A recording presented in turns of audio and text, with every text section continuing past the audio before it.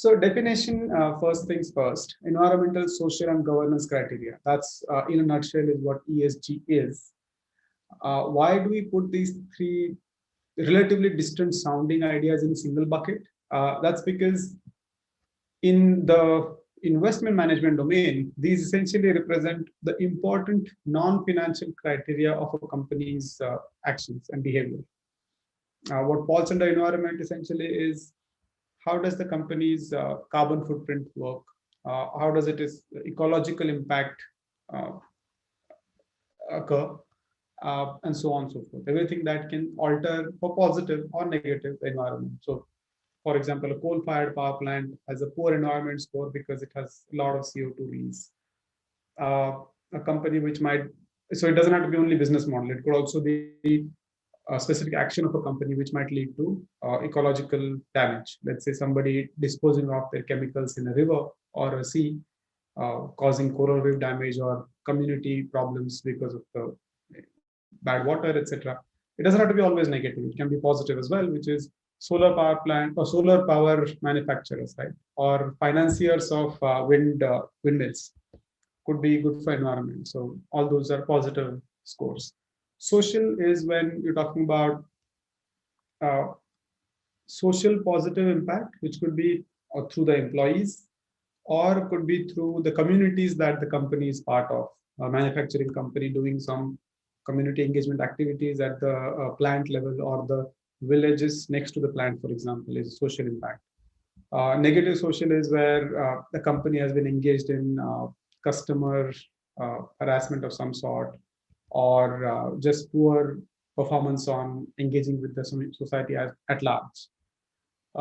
Governance is a little bit more studied rather than environment and social, but it also is relatively non-return specific.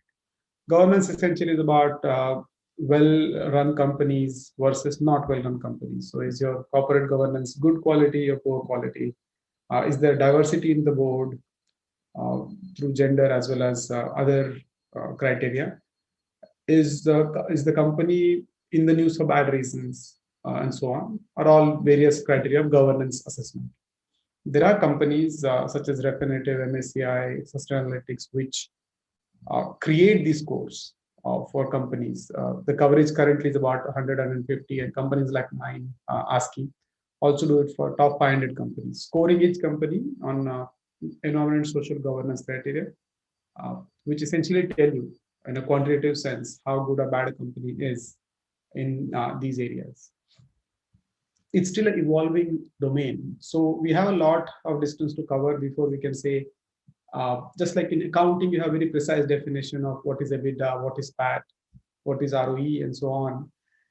In ESG, it's still a little bit imprecise. So two companies like Refinitiv and MSCI or ASCII and MSCI can have very different scoring of the same company on one of these criteria or more. So it's not very common, but it happens often enough. And so standardization is still some distance to go. But at least the awakening has happened that companies do more than just perform business and carry out PAT generation, as we can call it. Why did this arise? Is because the shareholder focus was taken a bit too extreme by the companies, which essentially said that all that matters to us is shareholders. And we'll do everything under our control to try and maximize profit and profit growth and keep it sustained quarter on quarter. And that became very short-termist because that could firstly cause environmental damage. Secondly, it may cause social problems. And thirdly, companies can take shortcuts, which is the environment, social governance aspect of it. So if you include ESG criteria in companies' performance assessment, the expectation is that the companies will behave better. And ESG investing takes it to the next step by saying, not just are we looking at companies from a financial performance perspective or performance on ESG perspective, we are saying that as shareholders, we want to invest in companies which are indeed ESG compliant. What does that mean? Or how can you do that as an investor?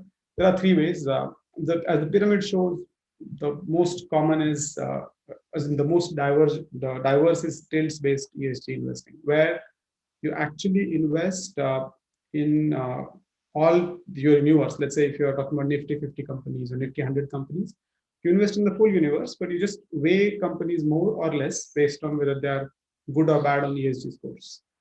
So let's say NTPC versus NHPC, you might invest more in NHPC because hydropower, less in NTPC because it's coal-fired, and that's all. But you'll invest in both in the tilts logic. In the negative screening logic, you essentially say that if I start with Nifty 50, I want to exclude 5 companies and which are worst on this course, 5, 7, 6, whatever, small number, 10, 20%. And rest of it is according to a conventional strategy. So in this case, instead of NTPC and NHPC getting a relatively low or high weight, I just exclude NTPC and then NHPC is like any other company. Positive screening is the reverse of it, which is to say, if it's Nifty 50 we're starting with, I'll select the 15, 20 companies that I'm most comfortable with as an investor, which score highly on these criteria. And so only those companies I'll select from to invest using my value strategy or growth strategy, whatever it may be.